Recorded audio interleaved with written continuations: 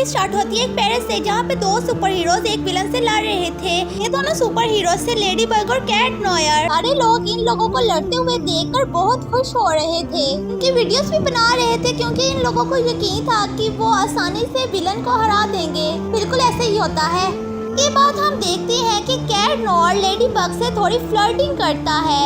उन दोनों ने अपनी आइडेंटिटी एक दूसरे से छुपा कर रखी थी। हम देखते हैं कि लेडी बग सुपर हीरो भी एक आम लड़की की तरह ही है। उसका नाम मैरीनेट है। उसको मिरेकल्स से सुपर पावर्स मिलती हैं। के साथ ही उसे अपनी क्लास में एक लड़का जिसका नाम एड्रियन है, जो कि उसे बहुत पसंद है, बट वो अपने दिल की बात कभी भी एड्रियन को कह नहीं सकी। के बाद हम मैरीनेट की क्लास को देखते हैं। यहाँ पर एक लड़का है जिसको एग्जीबिशन के लिए न्यूयॉर्क बुलाया गया है। वो पूरी क्लास वहाँ पर जाने को रेडी हो जाती है। साथ ही हम एड्रियन को भी देखते हैं, वो कि काफी दुखी लग रहा था। वो सबको बताते हैं कि उसके डैड उसको परमिशन नहीं देंगे न्यूयॉर्क जाने की। इस पर मैरीनेट सबको कहती है कि सब दोस्त हैं, मुझे किसी को छोड़कर नहीं जा सकते। इसलिए हम उसके फादर से बात करते हैं कि एड्रियन को अलाउ कर दे हमारे साथ जाने के लिए। मैरीनेट की बात सुनकर तो एड्रियन भी काफी खुश हो जाता है। दूसरी तरफ हम एड्रियन के डैड को देखते हैं कि न्यूज चैनल में देख रहे थे कि न्यूयॉर्क में एक एग्जीबिशन होने वाला है। यहाँ पर एक बहुत ही रेयर सोर और एक मिरेकल्स डिस्प्ले होगा। इन नेकलेस पे एक नेकलेस था, यानी कि इसमें भी काफी सुपर पावर्स होंगी। इसके साथ ही इनके घर की बेल बजती और एड्रियन के डैड देखते हैं कि बाहर बहुत सारे बच्चे आए हुए हैं। यहाँ पर एड्रियन के फादर मिलते हैं मैरीनेट से, जो कि उनको कन्विंस करती है कि एड्रियन को भी न्यूयॉर्क भेजा जाए। और यहाँ पर तो उसके फादर फौरन मान जाते हैं कि एड्रियन भी वहाँ पर जा सकता है। इस पर बाकी सारे बच्चे बहुत ज्यादा खुश हो जाते हैं। इन सब के पीछे एक हिडन प्लान था। एड्रियन के फादर इसलिए उसे भेज रहे थे कि वो भी न्यूयॉर्क जा सके और उस मिरेकल्स नेकलेस को चुरा सके।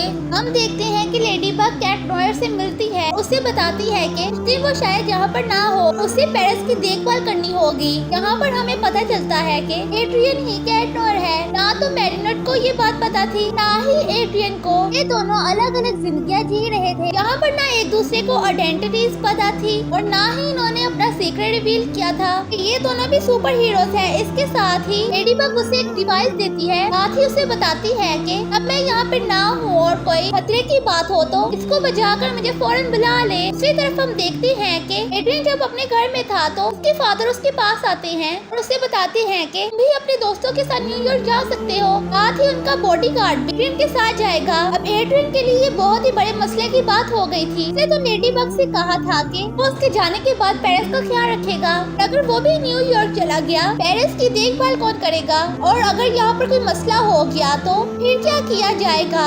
एड्रियन का मिरेकल्स उसे आइडिया देता है कि तुम न्यूयॉर्क चले जाओ, किसी को भी पता नहीं चलेगा। लेडी बग को कैसे आइडिया होगा कि तुम यहाँ पर नहीं हो, वो यहाँ पर नहीं होगी, और अगर कोई मसला होता भी है तो अपने फोन से पता चल जाएगा। इसके बाद हम देखते हैं कि एड्रियन के डैड अपनी मरी हुई बीवी के पास गया है। यहाँ पर वो उसे कह रहा था कि मैं वो नेकलेस ले लूंगा, मैं इस जिंदगी में आकर लेडी बग को कैट नॉयर को हरा दूंगा, उनके भी नेकलेस लेकर मैं तुम्हें जिंदा कर दूंगा। इसी तरह अब वो फ्लाइट थी। यहाँ पर हम सारे स्टूडेंट्स को देखते हैं। मैरीनेट उस फ्लाइट में आती है तो उसकी सीट बिल्कुल एड्रियन के साथ थी। यहाँ पर वो बहुत ही ज्यादा कंफ्यूज हो रही थी कि उसे एड्रियन बहुत ज्यादा पसंद था। वो खुद को बहुत ज्यादा समझाती थी कि ये सिर्फ मेरा एक दोस्त है। इस पर उसका कोई काबू नहीं था, जिसके बाद वो अपनी सीट चेंज कर लेती है। हम बाद में देखते हैं कि एड्रियन उसके पास आता है और उसे थैंक यू बोलता है कि उसने उसके फादर को कन्विंस किया कि यहाँ पर सिर्फ तुम्हारी वजह से हूँ, ना तो मुझे परमिशन ही ना मिलती। साथ ही हम देखते हैं कि एक प्लेन पे कोई अटैक करता है। ये एक टेक्नो नाम का एक विलन था। उसके पास ये पावर थी कि वो किसी भी चीज के अंदर टेक्नोलॉजिकल यूज क्रिएट कर सकता है। इस पावर को यूज करते हुए वो एक इंजन को खराब कर देता है। इसकी वजह से प्लेन बहुत ही ज्यादा डिसबैलेंस हो जाता है। सब काफी परेशान होने लगे थे। इतनी देर में यहाँ पर एक सुपर हीरो आती है जिसका नाम अनकैनी था। वो यहाँ पर बताती है कि वो एक रोबोट है और मजेस्टिया नाम के एक सुपर हीरो ने उसे बनाया था। सबको बताती है कि बाकी सारे भी सुपर हीरोज आने लगे हैं उनको बचाने के लिए। इतनी देर पर मजेस्टी वहाँ पर पहुँच जाती है और प्लेन के बैलेंस को ठीक करती है। टेक्नो इतनी देर में एक इंजन लेकर भागने लगा था।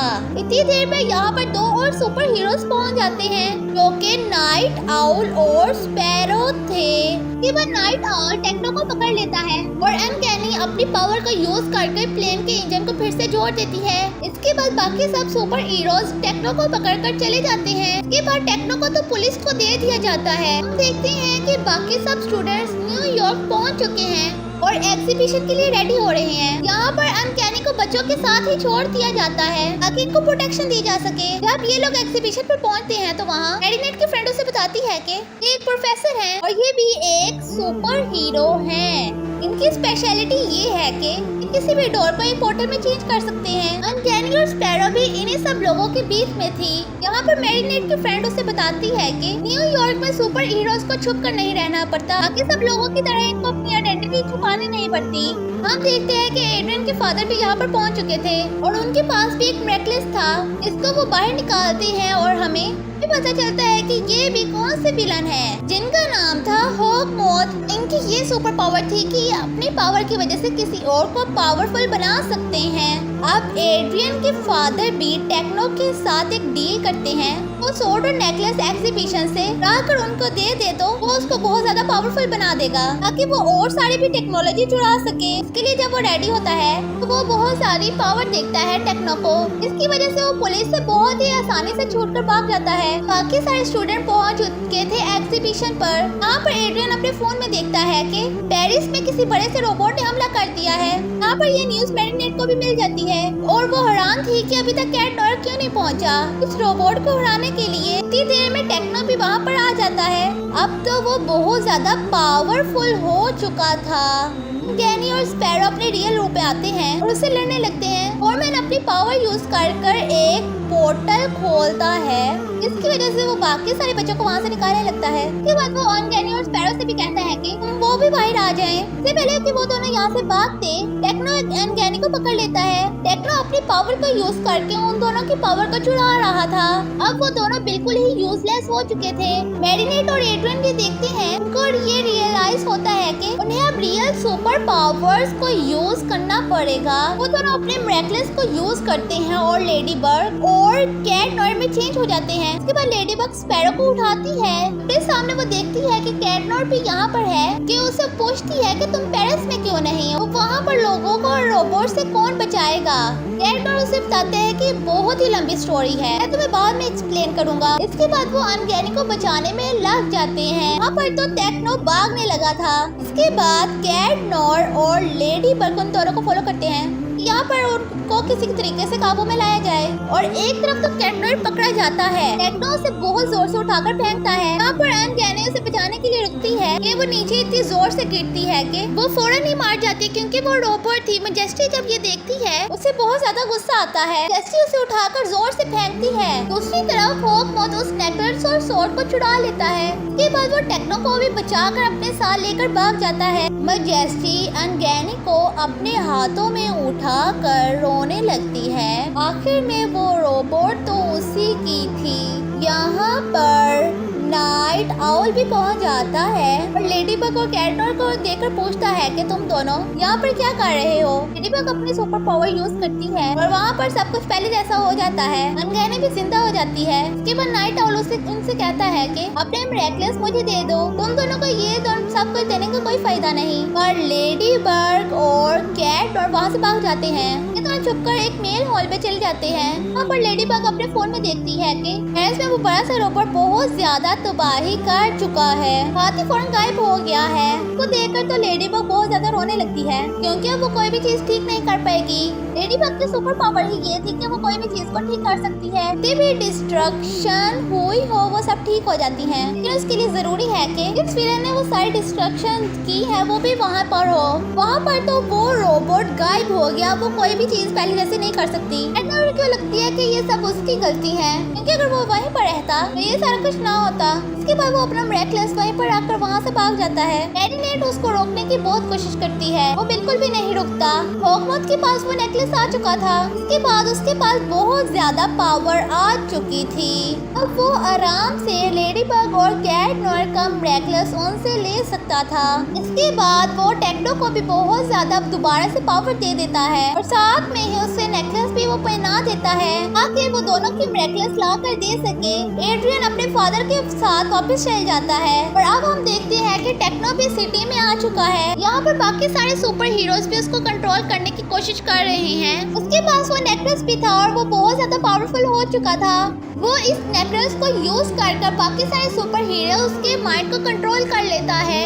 इसी वजह से सारे सुपर हीरोज अपनी ही सिटी पर अटैक कर देते हैं और हर चीज को डिस्ट्रॉय करने लगते हैं। इसके बाद हम देखते हैं कि एक बड़े सी स्क्रीन पर हॉकमॉथ आ गया है। वो कैट और लेडी बग को कहता है कि अपने नेकलेस मुझे दे दो, मैं ऐसे ही अपनी तुम्हारी सारी सिटी को बर्बाद कर दूंगा। न्यूयॉर्क देखते ही देखते तबाह हो जाएगा। उसी तरफ हम देखते हैं कि अनगैनी और स्पैरो को जो कि सब कुछ देख रहे थे कहते हैं कि हमें ये जाकर सब कुछ ठीक करना पड़ेगा। ये दोनों भी न्यूयॉर्क सिटी में पहुंच जाते हैं। यहाँ पर बाकी सारे सुपर हीरोज इन्हीं पर अटैक कर देते हैं। कहने जाती है मैरीनेट के पास और उसे कहती है कि मुझे पता है कि तुम ही लेडी बग हो। अनगैनी उसे कहती है कि बाकी सारे इंसानों की आंखों को तुम धोखा दे सकती हो पर एक रोबोट को नहीं। इसके बाद वो उसे कहती है न्यूयॉर्क सिटी को तुम्हारी जरूरत है।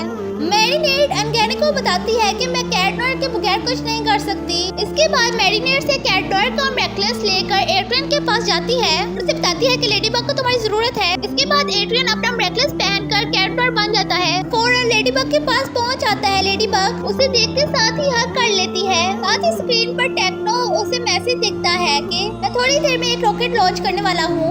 अगर तुम लोगों ने मुझे नेकलेस ना दिया तो ये रॉकेट लॉन्च हो जाएगा और इसके लॉन्च होते साथ ही वर्ल्ड वाइड डिक्लेयर हो जाएगी। इसके बाद लेडी बग सबको समझाती है कि हमें वो नेकलेस टेक्नो के गले से उतारना होगा। इसके बाद ये सब मिलकर टेक्नो के पास जाते हैं। इसके बाद लेडी बग छुपके से उसके गले से वो लॉकेट उतार लेती है क्योंकि फौरन से वो नेकलेस स्पैरो को देती है और स्पैरो पहन लेती है। उसके पास एक नई पावर आ जाती है। जैसे टेक्नो के पास से वो नेकलेस जाता है बाकी सारे सुपर हीरोज पे ठीक हो जाते हैं। टेक्नो फौरन ही वो रॉकेट लॉन्च कर देता है मगर बाकी सारे सुपर हीरोज ठीक हो चुके थे। इसके बाद मैजेस्टिया उस रॉकेट को पकड़कर बिल्कुल ही आउटर स्पेस में फेंक देती है। ऐसे ही सारी चीजें ठीक हो जाती हैं। बाकी सारे सुपर हीरोज भी टेक्नो को पकड़ लेते हैं और लेडी बग अपनी पावर्स को यूज कर बाकी सारी चीजें भी ठीक कर देती है। बाकी सब सुपर हीरोज भी लेडी बग और कैट नॉयर को थैंक यू बोलते हैं। हम एंड पर देखते हैं कि इस चीज के ऊपर एंड नहीं करने वाला और वो उनकी नेकलेस चोरी करने की ट्राई करता रहेगा। इसके साथ ये मूवी एंड हो जाती है। Please like share and subscribe and comment में इस मूवी का नाम जरूर लिखिएगा।